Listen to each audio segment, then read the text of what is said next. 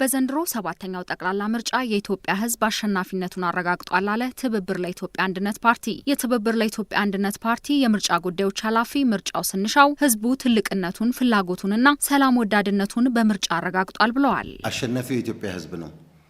መንግስት ይመጣል፣ መንግስት ይሄዳል። መንግስት ጎርፍ ነው፣ ይመጣል ይሄዳል። ዛሬ ኢትዮጵያ እድሎችም ፈተናዎችም ፊት ለፊቷ ተጋርጠውባታል።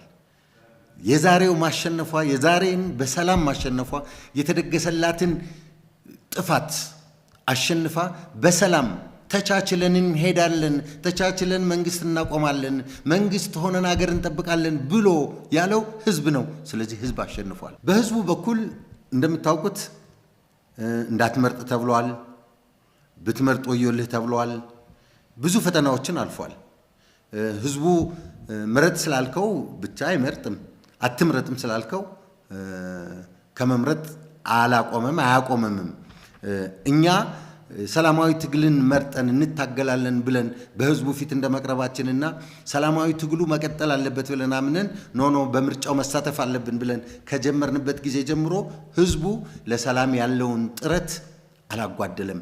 እኛን በማገዙ በኩል አላጓደለብንም። ያቅሙን ሁሉ አድርጓል። የህዝቡን ትግስት፣ የህዝቡን ፍላጎት፣ የህዝቡን ትብብር፣ የህዝቡን ዕውቀትና ጉልበት ተጠቅመን ነውና በእውነት የኢትዮጵያ ህዝብ መከበር ያለበት መመስገን ያለበት ህዝብ ነው። ድካማችን ምን አልቀረም። ቢያንስ ሰላማዊ ሽግግር ኢትዮጵያ ውስጥ እንዲኖር ይህ ትብብር ያቅሙን ጥረት አድርጓል። ምርጫው ብዙ መልእክት አስተላልፏል ያሉት የትብብር ለኢትዮጵያ አንድነት የምርጫ ጉዳዮች ኃላፊ ምርጫው ስንሻው የኢትዮጵያ ጠላቶችን ቅስም የሰበረ የኢትዮጵያ ህዝብ ለአንድነቱና ለሰላሙ ያለውን ቁርጠኝነት የገለጸበት በዚህም አድናቆትን ያተረፈበት ነው ብለዋል። ለዚህ ምርጫ እኛ ብቻ አይደለም የተደሰት ነው። በእውነት በየሀገራቱ የምናየውን ትርምስ ሁሉም ዓለም በየዓላማቱ ያለውን ትርምስ ከምርጫ ጋር በተያያዘ የሚነሳውን ውጣ ውረድ ዓለም ያየው በመሆኑ በተለይ እንደ አፍሪካ ህብረት ያሉ እንደ አውሮፓ ህብረት ያሉ አሜሪካ፣ እንግሊዝ፣ ፈረንሳይን የመሳሰሉ እነ ጃፓንን የመሳሰሉ ለልፋታችን ዕውቅና ሰጥተዋል። ለድካማችን ዕውቅና ሰጥተዋል። በሰላም የምንታገል ኃይሎች መሆናችንን ለዓለም አሳይተናል። በዚህ በእውነት በትብብሩ ዙሪያ የቆሙትን ወንድሞቼን እህቶቼን በሙሉ አመሰግናለሁ። ህዝቡም ስላሸነፈ ነው ዛሬ ሰላማችን የተጠበቀው እንጂ ምርጫውም እኮ በተሳካ ሁኔታ እንዳይካሄድ ከውጭም ከውስጥም ከፍ ያለ ጫና ነበረ። ግን ያንን ሰብረን ወጥተናል። እኛ የኢትዮጵያ ህዝብ ታላቅ ህዝብ ነው። የሚያደርገውንም የሚያውቅ ህዝብ ነው። አንተ ና ብለህ ስለጎተትከው የሚጎተት ህዝብ አይደለም። የሚጠቅመውን ያውቃል፣ የሚበልጥበትንም ያውቃል። ምርጫውን በድል ተወጥተናል። አለቀ። የምርጫው ጉዳይ ጠላቶቻችን እንዳሰቡልን አይደለም የሆነው። የኢትዮጵያ ህዝብ እንደፈለገው አድርጎ አልፎታል። ህዝቡ ፍላጎቱ ሰላም በመሆኑ ምክንያት ብቻ በሰላም ለማጠናቀቅ ሞክረናል። በሂደቱ የኢትዮጵያ ብሔራዊ ምርጫ ቦርድ፣ ሲቪክ ማህበራት፣ የጸጥታና በየደረጃው የሚገኙ የአስተዳደር አካላት ያሳዩት ቁርጠኝነት ታሪክ የማይረሳውና ከፍ ያለ ምስጋና የሚገባው ነው ብለዋል የትብብር ለኢትዮጵያ አንድነት የምርጫ ጉዳዮች ኃላፊ ምርጫው ስንሻው። እንደ ተቋም የምርጫ ቦርድ፣ የሲቪክ ማህበራት፣ የሰራዊቱ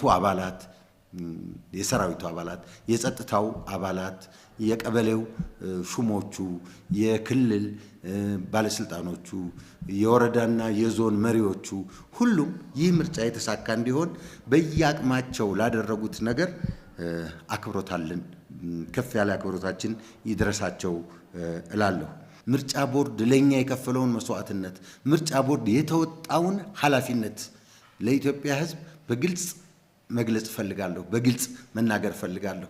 ከመጀመሪያው ጀምሮ ከበጀት ምደባ ጀምሮ የሰው ኃይል ስልጠና፣ የፓርቲ አባላትን ስልጠና፣ የፓርቲ አባላት ምርጫውን እንዲያስፈጽሙላቸው ያመጧቸውን ሰዎች ጭምር በማሰልጠን የፓርቲ አባላትን ራሱን ፓርቲውን ወደ ውድድር በሚገባበት ጊዜ የክርክር ስልቶችን ባለሙያዎችን በመጋበዝ አምጥቶ አሰልጥኖናል። ለዛ ታላቅ ክብር አለኝ። በሁሉም አካባቢዎች በሁሉም የፖለቲካ ፓርቲዎች የተነሱ ቅሬታዎችን በመፍታቱ በኩል ያደረገልንን አስተዋጽኦ በቀላሉ አላየውም። ትልቅ አስተዋጽኦ ነው። ረድቶናል። በሎጂስቲክ እኛን በማገዝ ብቻ አይደለም ጉልበት፣ ዕውቀት፣ ገንዘባቸውን በእውነት ሰውተው ቅዳሜና እሁድ ሳይቀር የእኛን ጥያቄዎች የበርካታ ፖለቲካ ፓርቲዎችን የየቀበሌ ችግር ለመፍታት ከመጀመሪያው የውድድር ቀን ከመጀመሪያው የፉክክር የቅስቀሳ ስራ ጀምሮ እስካሁን እስከ ድምፅ አሰጣጥ ስነ ስርዓቱ ድረስ ምርጫ ቦርድ ያደረገልንን ነገር በእውነት ይሄ ነው አልልም። ከልብ በኢትዮጵያ ሰፊ ህዝብ ስም አመሰግናለሁ። ምርጫው ብዙ መልእክቶች የተላለፉበት ከመሆኑ ባሻገር የሚመለከታቸው አካላት ሁሉ ኃላፊነታቸውን እንዲወጡ ያሳሰበ ነው ብለዋል የትብብሩ የምርጫ ጉዳዮች ኃላፊ። ሁላችንም ተስፋን ሰንቀን ሰላምን ናፍቀን በሰላም የሚጠናቀቀው ነገር ለነገ የዴሞክራሲ መንገድ፣ ለነገ መተማመን፣ ለነገ አንድነት፣ ለነገ አብሮነት መሰላል የሚሆን ሌጋሲ ጥሎ አልፏል። አሁን ያለው መንግስት እስከ መስከረም ባለው አዲሱ መንግስት እስከሚመጣ ድረስ ባለው ሀገሪቱ ውስጥ ያለ የሰላም እጦት አለ። ሀገሪቱ ውስጥ ያለ እስከዛሬ ያልተፈታ ችግር አለ። እስከዛሬ የታሰሩ ወንድሞቻችን አሉ፣ እህቶቻችን እስከዛሬ በእስር ቤት ውስጥ ያሉ አሉ። እነሱን እንዲፈታልን ትናንት ያነሳነውን ጥያቄ ዛሬም አንግበን እንሄዳለን። እነዚህ ወንድሞቻችን ኢትዮጵያውያን ናቸውና መንግስት በይቅርታም ቢሆን ፈቶ እነዚህ ወንድሞቻቸው እህቶቻችን ከቤተሰቦቻቸው ጋር እንዲውሉ መንግስትን አሁንም አበክረን እንጠይቃለን።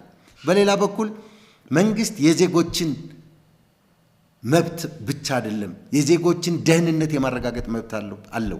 ስለዚህ በዚህ በቀረችው ጊዜ በተለይ እስከ መስከረም ባለው ጊዜ ያለው መንግስት ኃላፊነቱን ወስዶ ጸጥታን የማስከበር ኃላፊነቱን ወስዶ የዜጎችን መብት የማረጋገጥ የዜጎችን ደህንነት የማረጋገጥ ኃላፊነቱን መውሰድ አለበት። በተለይ ከምርጫ ጋር በተያያዘ ጉዳይ አንድ ጥይት ሳይጮህ ለዚህ ከደረስን ቀሪውን ከተቃዋሚ የፖለቲካ ድርጅቶች ጋር ከታጠቁ ኃይሎች ጋር ከሲቪክ ማህበራት ጋር ከሚመለከታቸው ኃይሎች ጋር ቁጭ ብሎ በመነጋገር አሁንም ችግራችንን እንዲፈታ ያለብንን ሀገራዊ ችግር እንዲፈታ በጥብቅ አሳስባለሁ።